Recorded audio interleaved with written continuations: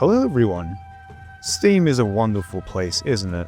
With lots of games to play, some of which you may have gotten on sale a decade ago, and still haven't played, and never will. While other games are completely free. And in these trying economic times, a good free game is like receiving free eggs. There are loads of free games on Steam, to varying quality, but today I wanted to look at 3 games on Steam that are definitely worth checking out, and are completely free to play. I will avoid looking into multiplayer games, as I feel like most of these are well known, and instead will focus on single player games. And, due to the content I've shown so far on this channel, I found 3 games that are first person games, and as an added bonus, see if any of them resemble Half-Life or reference it in any way, shape or form. So, put away your wallets and kick back, because we're looking into free games on Steam that are worth playing.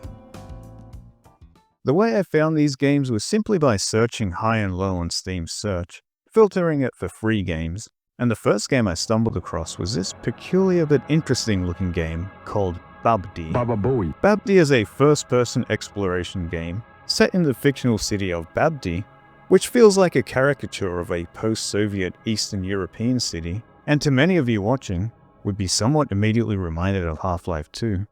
Look, it even has a root canal segment. Wait, canal section, an anti-gravity gun? The Borealis? Wait, this is Half-Life 2. Hey man, this is a song. Also, I just got the root canal joke. It only took me 21 years.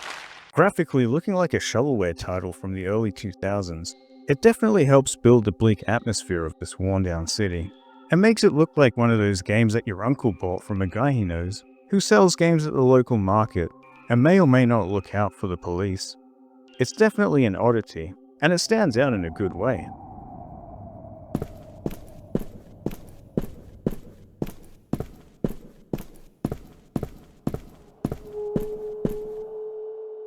The game plays out much like a walking simulator, but there are multiple objectives that you can do, and collectibles to find, and a main goal which is to buy a train ticket and leave Babbdi. I mean, who would want to leave such a place? Wow, this reminds me of some weird dreams that I've had, where all I've wanted to do was to go home. Along the way, you get to meet other people, some of who are also wanting to leave Babbdi, but cannot for multiple reasons. These encounters are of course completely optional, for the most part, and the interactions build a backstory of this strange city, and makes you wonder whether this place is actually real, or an amalgamation of a memory. I don't know, I didn't think a game where people look like this could be so thought-provoking. Along the way, you do get to use different tools at your disposal, with the bat being able to clear barricaded areas, the leaf blower that allows you to hilariously manipulate the game's physics, and the motorbike, which allows you to traverse through Babbdi quicker, and impress this girl over here. Jesus, that was loud. I swear the only jump scares in this game are the loud sounds of the achievements. They rival the level up experience sounds from the older COD games. Despite its intentionally bleak presentation, the game has some strangely beautiful moments, and not once did I feel like I was in any real danger in the game, though the creepy atmosphere was done quite nicely. I also like how the faux language used looks like AI trying to string words together, further emphasizing the dreamlike aesthetic. If this is a real language, please let me know in the comments, and I apologize in advance. Speaking of AI, however, check out this dog that looks like a child's drawing brought to life. Creepy. There's something strangely alluring about this game, and as someone who loves exploring, in games and in real life, not even this super grey, brutalist city could deter me away from exploring. I also like that despite the depressing look and nature of the city, it is one full of people who are just trying to live and survive the best they can. The game is really short. If you do nothing but the main objective, you could potentially finish it in mere minutes. But if you want to explore and try and complete every objective, then the game could take about an hour and a half or more. I've noticed the game is sometimes incorrectly categorized as a horror game, but the game is much more like an exploration game, and I had a lot of fun exploring. Look, literally 1984. Don't know what to play, and fancy a stylized exploration game set in a nightmarish industrial complex, then Babbdi is definitely the game for you. The next game I'll be looking into is Entropy Challenges, and of all the games on this list, feels the most familiar in terms of genre and playstyle. You play as someone who is testing out a virtual reality simulation that has you completing challenges and making your way to the next level. Literally, because lift or elevator, depending on which part of the world you're from. Anyway, High Entropy Challenges is a first-person puzzle shooter. Yeah, it has some instances of shooting as well, where the main goal of each floor is to make it to the next elevator door, while being able to tackle various challenges in different ways to get there. For example, some segments allow you to use stealth to sneak past security cameras and other entities, or allow you to use brute force, especially if you found weapons on that floor. So of course I chose violence, but it did feel satisfying when I was able to successfully sneak past the enemies. The game does consist of a lot of different types of challenges, including being able to collect items, like keycards that work on specific doors, or even combine items together, like a screwdriver and bobby pin that allows you to pick locks, instead of a key or control panel to open the door. The computer panel system is quite in-depth as well, allowing you to access security cameras, which can sometimes reveal security codes, allow you to unlock doors, or even read diary entries and other potential secrets or Easter eggs. Those who grew up with MS-DOS or earlier systems will love the user interface as well. Also, wait a second. 1999? Valve? Pipe wrench? Is this opposing force? Jokes aside, despite there being a fair amount of first-person puzzle-solving games, this one still feels fresh and unique, and offers some fun challenges and rewards exploration and experimentation. Some of the levels were quite challenging too, figuring out how to proceed to the exit, or simply opening a locked door. Though it is still satisfying when you successfully hack into a computer, or sneak your way past all the enemies. The only downside to this is that if you die before finishing the level and start over, you're probably going to want to smash and shoot everything the second time around instead of hacking and using stealth, or at least me anyway. There is a save feature during each challenge, but in the dev notes, it does mention it is experimental at the moment. But each level isn't too long, and does feel shorter once you know what to do.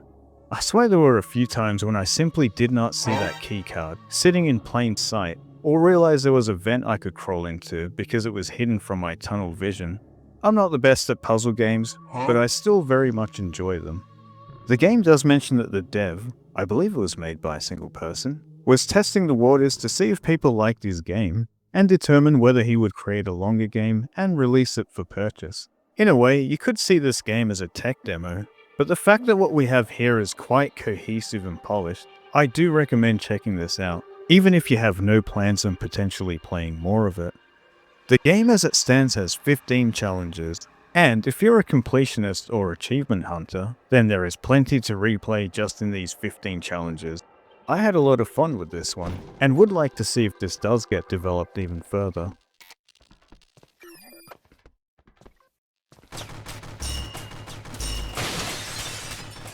I like that the books that you can find in the game teach you what you can do in it, and I'll be curious if these other collectibles have a purpose, or are there for referencing other games. The game has two endings, a good one, where you get 100% on all challenges, and a bad one, which is the one I got so far, and hey look, it really is a Half-Life reference. So, if you are after some first-person puzzle games, akin to games like Portal or the Talos Principle, then I highly recommend playing High Entropy Challenges.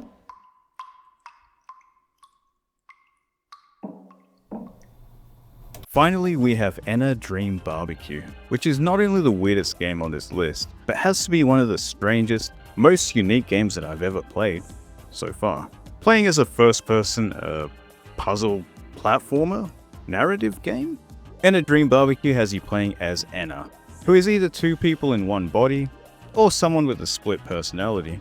This is far from the weirdest thing about this game, who is on their quest to find the boss, as well as a subplot about a bathroom that seems to sabotage your quest to find said boss. Yeah, I'm not going to try and explain the story. You need to experience it for yourself. Oh, this reminds me of dreams where I need to find the bathroom. Hopefully it doesn't translate to real life at the time. Apparently this is based on some popular YouTube videos, though something tells me that watching those won't help me understand this story more.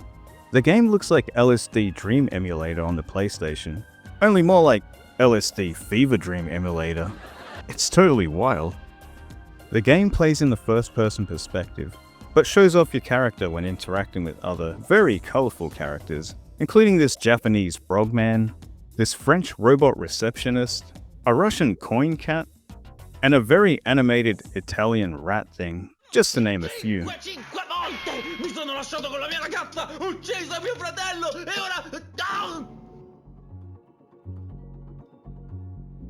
I have to say, the voice acting in this game is very good, and for some reason I found it funny that almost every character speaks a different language. The two voice actors for Enna are really good in this as well. I'm afraid that the smoke here is polluting our lungs. Let's cut the crap! Yes! We'll get rid of it for us so I can deal with the man in charge! I also didn't realize this guy was speaking Chilean Spanish, and that's that I speak that language. Not as good as my English, I'll admit. Bueno, yo puedo enviarte a ese famosillo evento. El evento de la burla. Una hueita así. Para bailar, para morir. Para lo que usted quiera, güey. ¿Qué wea dijo? The game has you exploring to complete the main goal, but also offers side quests as well, like finding these very mutated, infant, not yet Ninja Turtle looking things, or buying a jar of mayonnaise. It's not a spooky jar, or filled with mysteries, just a regular old jar of mayo. The best way that I can describe the gameplay is it's like a point-and-click adventure game, but in a first-person perspective, with exploration and platforming here and there. There are two main ways of getting to the main end goal, which does mean that there is replayability, as well as achievements and other objectives to keep you busy with exploring. The game plays on the whole bizarre and weird aesthetic quite well. At first, there were times when I thought that this was simply too strange for me, but it quickly got me hooked, and I was laughing at the jokes and just soaking in the vibe.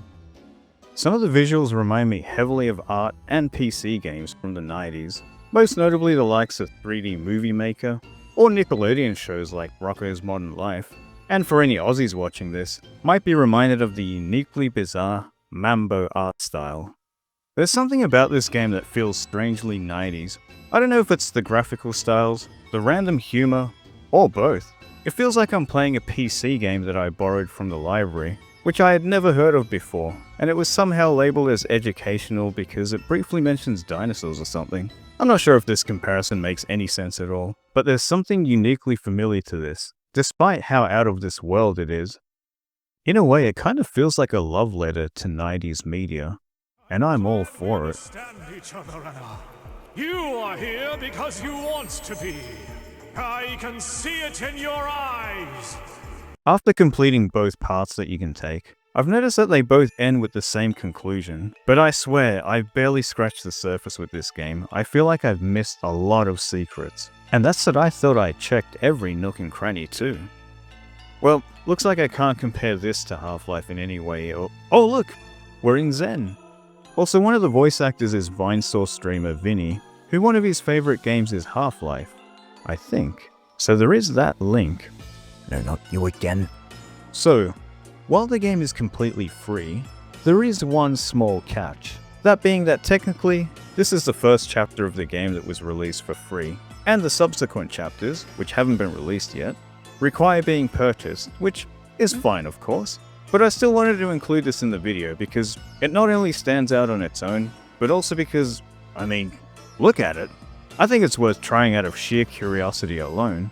If you're a fan of more traditional first-person games, especially shooters, this one might not be your cup of tea, as there isn't any combat, and it can feel a little disjointed. But for those who enjoy exploration, puzzle, and narrative games, I say definitely check this one out. So, there you have it. Those are 3 free Steam games that I think are definitely worth playing. I really enjoyed all 3 games. Babbdi had an amazing atmosphere and fun exploration. High Entropy Challenges had fun challenging puzzles and set pieces. And Enna Dream Barbecue had a uniquely nostalgic visual style with a fun narrative. These games also don't take up too much hard drive space, and should hopefully run on even the most potato PCs and laptops. There's something infinitely fun about discovering games that are unlike others you've played, especially when you get tired of the same old formula, like online shooters. And the cherry on top? I didn't have to give our Lord Gaben any money in the process. So, if you're feeling like something new, be sure to check out these gems. Thank you so much for watching. What are some of your favorite Steam games that are completely free? Do you guys have any recommendations? I may look at this topic again in a future video, as there is bound to be many more free Steam games that are worth checking out.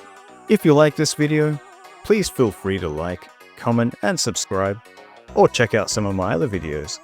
Thank you again, and I will see you all next time.